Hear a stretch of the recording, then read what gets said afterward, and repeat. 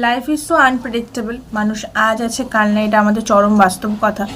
জন্ম থাকলে মৃত্যু হবে, এটা আমরা সবাই মানি, কিন্তু মানে একটা এই যে প্লেন ক্র্যাশ হলো, মানুষ কত স্বপ্ন নিয়ে কত আশা নিয়ে বাইরে বেরিয়েছিল, তারা জানতোই না তার পরবর্তীকালে তাদের সাথে কি হতে চলেছে। এই মর্মান্তিক, সেটা তারা কল্পনার বাইরে। ঠিক আছে, তাই আমাদের সব কল্পনার বাইরেই হয়, সব কিছু ভাবনার বাইরেই হয়। আমরা জানি না পরবর্তীকালে আমাদের সাথে কি হতে চলেছে।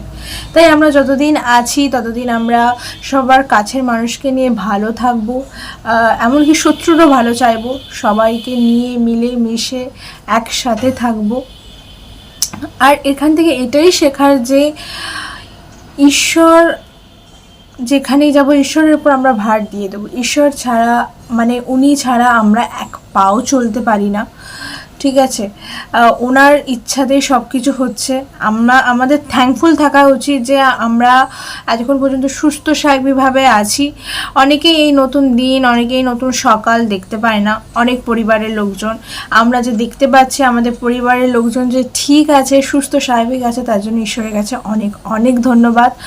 তাই আশা করব মানুষ যতদিন তোমরা আছো, যতদিন আমরা এই পৃথিবীতে আছি, আমরা মানুষের অহংকার, এমনকি কারো খারাপ চাইবো না, সবসময় ভালো থাকবো এবং ভালো রাখবো।